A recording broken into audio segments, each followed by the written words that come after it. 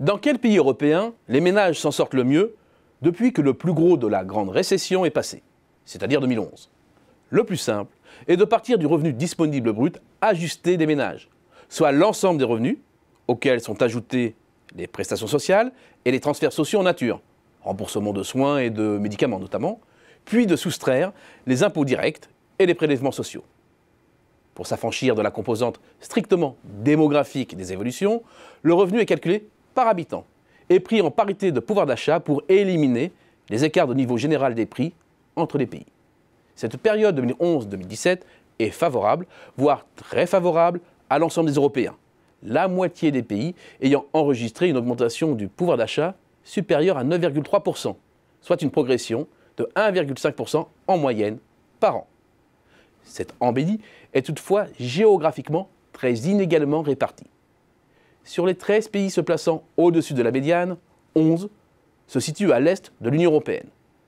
À l'exception de la Slovénie, tous les PECO en font partie. La Bulgarie est en tête, avec une hausse de 41%. Elle est suivie des pays baltes, Lituanie, Lettonie, Estonie, parmi lesquels s'insère la Roumanie. Un cran en dessous, la Croatie, la Pologne, la République tchèque, la Slovaquie et la Hongrie, qui ferment la marche, avec une hausse de 14%. Passé le choc de la rupture avec les structures de l'ancien bloc communiste, ces pays ont connu du milieu des années 90 jusqu'en 2008 une croissance vigoureuse soutenue par une intégration croissante dans l'espace européen, notamment à la plateforme industrielle rhénane, conduisant à une nette amélioration de leur niveau de vie. La grande récession a cependant révélé des fragilités intrinsèques de leur modèle de croissance. Et si la progression du pouvoir d'achat y est plus rapide depuis 2011 que dans le reste de l'UE, poursuite du rattrapage et locomotive allemande oblige, les écarts de croissance se sont resserrés en même temps que les écarts de salaire, si bien que le processus de convergence des niveaux de vie s'est globalement ralenti depuis 7 ans. Seules 3 économies avancées intègrent ce premier groupe. À l'est, l'Allemagne. Au nord, son voisin danois. Au sud-ouest, le Portugal, en plein renouveau économique depuis que le pays a tourné le dos aux politiques d'austérité. À l'opposé, malgré la généralisation de la reprise en Europe, 3 pays du Sud sont décrochés. La Grèce, Chypre et l'Italie. Certes, le pouvoir d'achat ne baisse pas en Italie, mais avec seulement 1% de hausse du pouvoir d'achat sur l'ensemble de la période, il n'y en a pas pour tout le monde, d'autant que les inégalités se sont accrues. Une partie des Italiens s'est donc appauvrie entre 2011 et 2017, ainsi qu'un nombre important de Grecs et de Chypriotes, alors qu'ils font déjà partie des populations qui ont le plus souffert de la récession.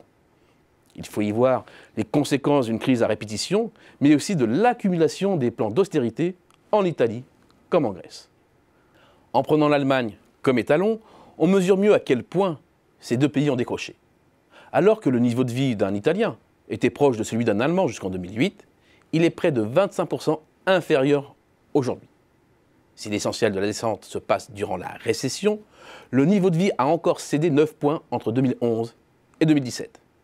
Même tendance du côté de la Grèce, où le niveau du revenu disponible brut ajusté par habitant est désormais quasiment 2 fois inférieur à celui de l'Allemagne. Parmi les pays situés en bas de tableau figurent aussi les Pays-Bas et la Belgique.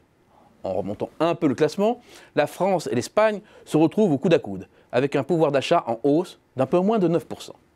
Une performance à mettre une fois de plus en parallèle avec celle de l'Allemagne. Que ce soit du côté français ou espagnol, le niveau de vie relatif vis-à-vis des Allemands recule. L'écart dépasse 10 points avec la France et 30 avec l'Espagne. Enfin, la Suède, le Royaume-Uni, un des rares pays européens à ne pas s'être infligé une cure d'austérité à la sortie de la grande récession, même si ce tournant a été pris en 2016, et le Luxembourg forment le trio de tête de ce second tableau. Ce bref tour d'horizon montre 3 choses. Premièrement, la convergence des PECO, mise entre parenthèses pendant la récession, a repris, même si c'est plus lentement qu'auparavant. Deuxièmement, des grandes économies européennes, l'Allemagne sort en tête. Enfin, les options de politique budgétaire ont eu une influence décisive sur les trajectoires d'après-crise.